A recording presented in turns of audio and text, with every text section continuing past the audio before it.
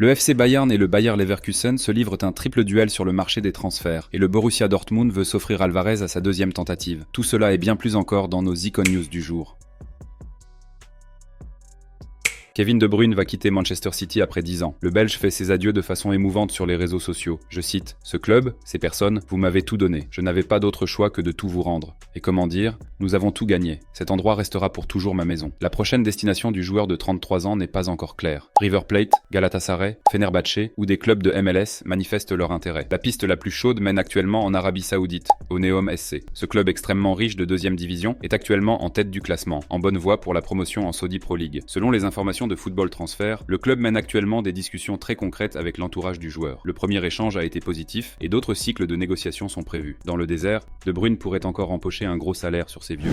Passons à la Bundesliga. RB Leipzig cherche un nouvel entraîneur principal après le licenciement de Marco Rose. Hier encore, nous vous avons rapporté que RB avait pris contact avec Oliver Glasner et Roger Schmidt, actuellement sans club, est également un sujet de discussion. Maintenant, un nouveau nom a filtré qui pourrait prendre les rênes à Leipzig, Matthias Gisle. Le jeune homme de 36 ans entraîne Al Ahly depuis 2023 et est sous contrat en Arabie Saoudite jusqu'en 2026. Avec environ 11 millions d'euros par an, il est actuellement considéré comme l'entraîneur allemand le mieux payé. Malgré cela, Gisle serait attiré par un retour en Europe. Al Ahly est actuellement 5e en championnat, ce qui est loin de satisfaire le club. C'est pourquoi des rumeurs de licenciement de Gisle circulent. Massimiliano Allegri est déjà évoqué comme possible successeur. Mario Gomez et Marcel Schäfer tiennent Gisle en haute estime. Schäfer voulait déjà faire venir l'entraîneur à VfL Wolfsburg l'année dernière. Cependant, les dirigeants ne seraient pas totalement convaincus. Bien que son passé à RB en tant que joueur et entraîneur de Salzbourg et son style de jeu préféré plaident en faveur de Gisle, son départ abrupt de la ville de Mozart et son transfert dans le désert n'auraient pas été bien accueillis chez Red Bull. De plus, le jeune entraîneur manque encore d'expérience. Martin de Michelis était également une option pour Leipzig. Selon la radio mexicaine W de Ports, les Saxons voulaient recruter l'Argentin de 44 ans cet hiver comme successeur de Rose, mais il aurait refusé car il voulait rester à Monterrey. L'ancien joueur du Bayern est sous contrat au Mexique jusqu'en 2028.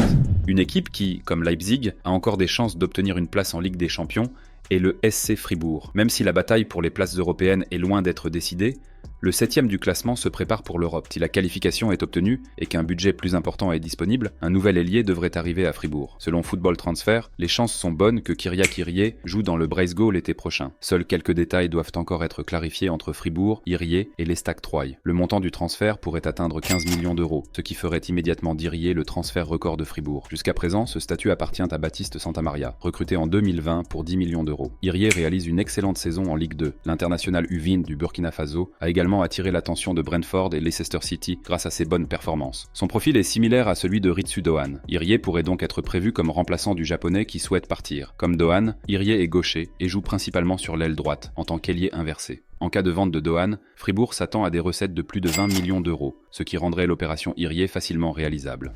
Hans-Joachim Watzke est le nouveau vice-président de l'UEFA. Le PDG de Borussia Dortmund a été élu à l'unanimité à ce nouveau poste lors de la réunion du comité exécutif au congrès de l'UEFA à Belgrade. L'Italien Gabriele Gravina reste le premier vice-président. Watzke devient son adjoint. Outre Watzke, le président de la DFB Bernd Neuendorf s'est également vu confier un nouveau poste au sein de la Fédération européenne de football. Le sexagénaire a été confirmé dans ses fonctions actuelles et représente l'Union européenne de football au Conseil de la FIFA. Kyle Walker pourrait revenir à Manchester City dès cet été. Dans son podcast The Kyle Walker Podcast, quel nom créatif, le joueur de 34 ans déclare « Ce n'est pas fini, le chapitre n'est pas complètement fermé, nous verrons ce qui se passera ». L'AC Milan peut recruter définitivement le latéral droit prêté cet été pour 4,5 millions d'euros grâce à une option d'achat, mais n'a pas encore pris de décision. Walker est un titulaire indiscutable chez les Rossoneri, mais il traverse une période chaotique avec Milan. L'entraîneur Sergio Conceição est critiqué après l'élimination précoce en Ligue des Champions et de nombreuses performances décevantes en championnat. Des stars en méforme comme Rafael Leao et Théo Hernandez créent des tensions. Il est possible que Walker revienne chez les Sky Blue après un bref intermède, même si la saison ne se passe pas vraiment mieux à Manchester qu'à Milan. De Manchester à Barcelone. Hier encore, nous vous avons rapporté en détail que la bataille juridique entre la Liga et le FC Barcelone entrait dans une nouvelle phase. Dans le conflit concernant les licences de Dani Olmo et Pau Cubarsí du FC Barcelone, le Conseil supérieur des sports, CSD, a rendu son verdict. Selon la plus haute instance sportive espagnole, les deux joueurs restent enregistrés car le précédent verdict conjoint entre la Fédération de football RFEF et la Liga a été déclaré nul. Ce dernier prévoyait le retrait des licences d'Olmo et Cubarsí. Selon le CSD, la RFEF et la Liga n'ont pas le droit de prendre une telle décision. C'est une victoire partielle pour le Barça, qui peut désormais compter sur les deux joueurs au moins jusqu'à la fin de la saison. Le président de la Liga, Javier Tebas, a déjà annoncé qu'il ferait appel de cette décision. Le dernier mot est donc loin d'être dit dans ce conflit. Le drame de l'enregistrement de Dani Olmo et Cubarsí dure depuis le début de la saison. La Liga a déjà tenté plusieurs fois de retirer la licence au duo en raison de la situation financière difficile du Barça. Jusqu'à présent, les Catalans ont évité une suspension. Cependant, l'été pourrait être très compliqué pour les Catalans sur le marché des transferts, compte tenu de la nouvelle réduction du plafond salarial. Les prolongations prévues avec leurs propres joueurs vedettes, comme Lamine Yamal par exemple, sont également devenues beaucoup plus difficiles. Sportivement, la saison actuelle ne se déroule pas aussi bien pour le Bayer Leverkusen que l'année dernière. En Ligue des Champions, l'équipe a été éliminée par le Bayern Munich. En Coupe d'Allemagne, ils ont subi une amère élimination contre Arminia Bielefeld et en Bundesliga, il ne reste qu'un infime espoir de titre. C'est pourquoi il est possible que l'effectif soit restructuré cet été. L'un des joueurs concernés pourrait être Piero Hincapié. Selon le journal Sport, le contrat du défenseur, qui court jusqu'en 2029, contient une clause libératoire de 50 millions d'euros. À l'ère des sommes de transfert exorbitantes, c'est un prix modéré pour l'international équatorien. Il n'est pas exclu qu'un club active cette clause cet été, car le gaucher a de nombreux admirateurs. Il est notamment régulièrement associé au Real Madrid et à l'Atlético Madrid. En Angleterre, Liverpool, Tottenham et Manchester United montreraient de l'intérêt. L'avenir de l'entraîneur Xabi Alonso pourrait être un facteur décisif. Si le coach rejoint effectivement les Merengues comme successeur de Carlo Ancelotti, il n'est pas improbable que Hincapié suive son actuel patron à Madrid. Mais si Alonso reste à Leverkusen, il voudra renforcer considérablement son équipe sur le marché des transferts. Alonso veut jouer les titres et contester la domination du Bayern Munich, et c'est pourquoi il pêche actuellement dans les mêmes eaux que le Bayern, et ce pour 3 joueurs. Avec le défenseur central Malik Thiaw de l'AC Milan, le Bayern et le Bayer se disputent le même joueur, et dans la course pour Luis Enrique, les Munichois ont désormais de la concurrence. Selon Football Transfer, Leverkusen a également un œil sur l'ailier de l'Olympique de Marseille. Les responsables du champion d'Allemagne en titre ont même déjà pris contact avec l'entourage du Brésilien. L'OM demandera probablement plus de 30 millions d'euros pour Enrique cet été, une somme considérable. Cette forte indemnité de transfert s'explique également par le grand intérêt pour Enrique. Outre les deux clubs de Bundesliga, l'Inter Milan, Newcastle United et Nottingham Forest s'intéressent à Enrique. Nottingham est même déjà en négociation concrète avec Marseille et a annoncé qu'il soumettrait une première offre dans les semaines à venir. Le troisième joueur qui intéresse actuellement à la fois le leader et le deuxième de Bundesliga est Stefan Ortega. Le Bayer a maintenant pris contact avec le gardien de Manchester City. Leverkusen est actuellement à la recherche d'un nouveau gardien de but. Le capitaine Lukas Hradecki devrait passer au second plan la saison prochaine et Matej Kovar quitter le club. Ortega serait une grande amélioration par rapport à Hradecki en tant que nouveau numéro 1, surtout sur le plan footballistique. Mais les Munichois, également cités comme intéressés, connaissent aussi les qualités d'Ortega. Bayer et Bayern, les deux clubs se croisent sérieusement sur le marché des transferts cet été, et ce pour 3 joueurs.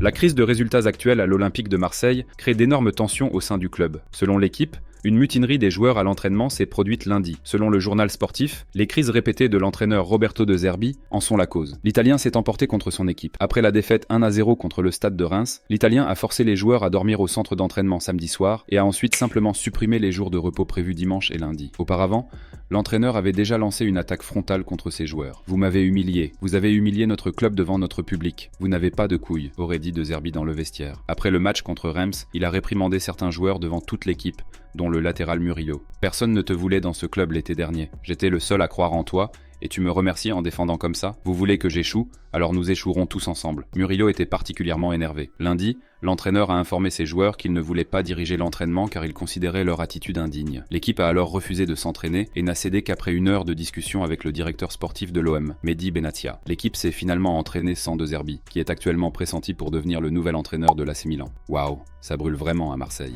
On ne peut absolument pas être satisfait du déroulement de la saison jusqu'à présent au Borussia Dortmund. Cet été, chaque pierre devrait être retournée à la Strobel-Allee. Et cela ne s'applique pas seulement au niveau des dirigeants, mais aussi, bien sûr, à l'effectif. Entre autres, le milieu de terrain central devrait être renforcé. Le regard se tourne vers la Premier League, car c'est là qu'Edson Alvarez joue actuellement pour West Ham United. À ce nom, les supporters des jaunes et noirs devraient dresser l'oreille. Il y a 2 ans déjà, on s'est intéressé au Mexicain, qui jouait alors à l'Ajax Amsterdam. Mais finalement, le Borussia Dortmund s'est retiré de façon surprenante des négociations, et le joueur de 27 ans a déménagé à Londres. Vous vous souvenez, à l'époque, Edin Terzic avait mis son veto et préférait prolonger le contrat avec Cannes. Mais comme le rapporte le quotidien mexicain El Universal, Dortmund a maintenant réactivé de façon surprenante son intérêt pour Alvarez. Les Westphaliens ont même déjà contacté West Ham pour se renseigner sur la possibilité d'un transfert. Cependant, ils ne sont pas seuls. L'AS Monaco a également Alvarez sur ses tablettes. Chez les Hammers, Alvarez fait généralement partie du 11 de départ. Mais à Londres, On n'est que modérément satisfait de ses performances. Une vente cet été est tout sauf exclue. Le Borussia Dortmund pourrait en être le bénéficiaire, car le récupérateur ferait certainement encore bonne figure à Dortmund, même 2 ans plus tard.